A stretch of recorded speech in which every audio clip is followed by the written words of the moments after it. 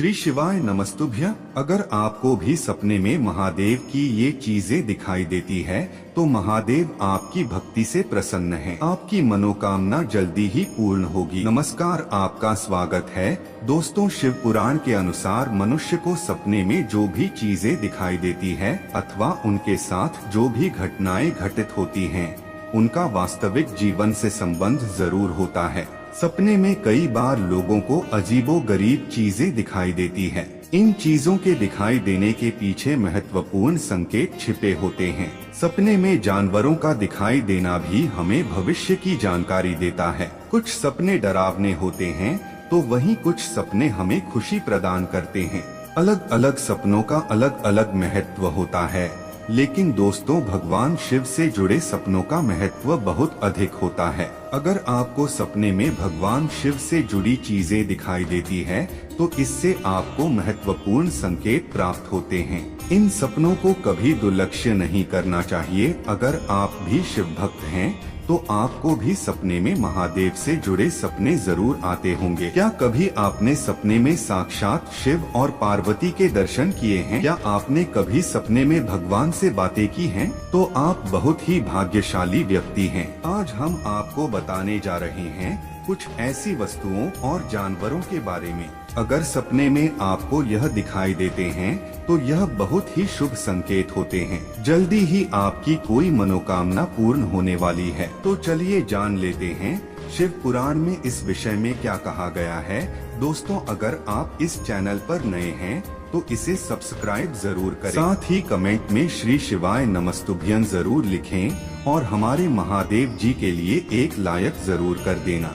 तो दोस्तों, सबसे पहली बात है सपने में शिवलिंग दिखाई देना। सपने में बार बार शिवलिंग दिखता है तो ये आपके पूर्वजन्म की ओर इशारा करता है। इसका अर्थ यह है कि आप पिछले जन्म में शिव भक्त थे और शिव जी की पूजा करते थे। अगर आपको सपने में बार बार शिवलिंग दिखाई देता है तो यह शुभ संकेत है और आपकी कोई इच्छा जल्दी पूरी होने वाली है। दूसरी वस्तु है सपने में त्रिशूल का दिखना। सपने में त्रिशूल का देखना अत्यंत ही शुभ माना गया है। ये भूत, भविष्य और वर्तमान को दर्शाता है।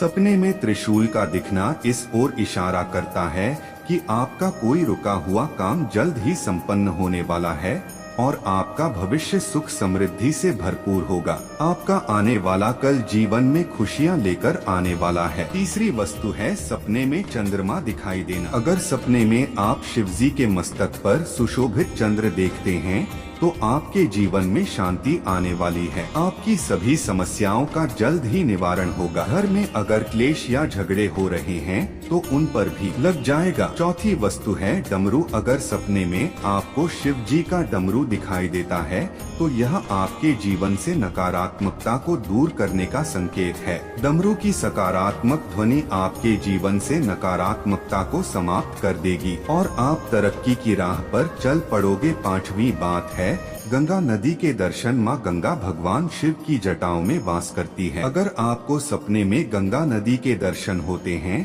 तो यह संकेत है कि आपका मन शुद्ध और पवित्र है। आप एक बहुत ही सच्चे दिल वाले इंसान हैं। आपके मन में किसी भी प्रकार का कपट या स्वार्थ नहीं है और शिवजी आपकी भक्ति से प्रसन्न हैं। अगर आप सपने में गंगा नदी में स्नान करते हैं तो यह संकेत है कि आपके समस्त पापों का नाश हो गया है और आपका मन पवित्र हो चुका है। शिवजी ने आपकी हर भूल को क्षमा कर दिया है। छठी बात है वासुकी नाग। अगर सपने में आपको नाग के दर्शन होते हैं तो इसे शुभ संकेत ही समझना चाहिए। अगर सपने में शिवजी के गले में लिपटा हुआ नाग तथा शिवलिंग पर नाग दिखाई दे तो यह आर्थिक संकेत है।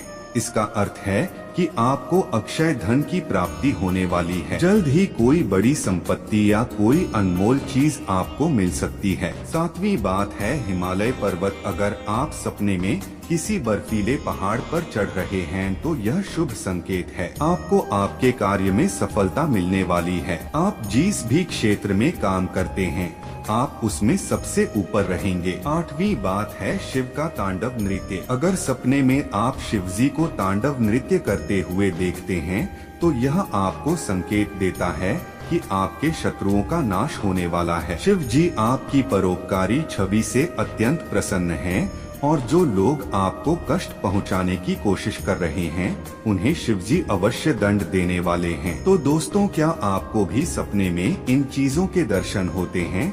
तो कमेंट करके जरूर बताएं। उम्मीद है आपको यह जानकारी अच्छी लगी, तो वीडियो को लाइक जरूर करें। कमेंट में श्री शिवाय नमस्तुभ्यं जरूर लिखें। साथ ही चैनल को सब्सक्राइब करें ताकि ऐसी ही आध्यात्मिक जानकारी आपको प्राप्त हो सके। आप सभी का धन्यवाद।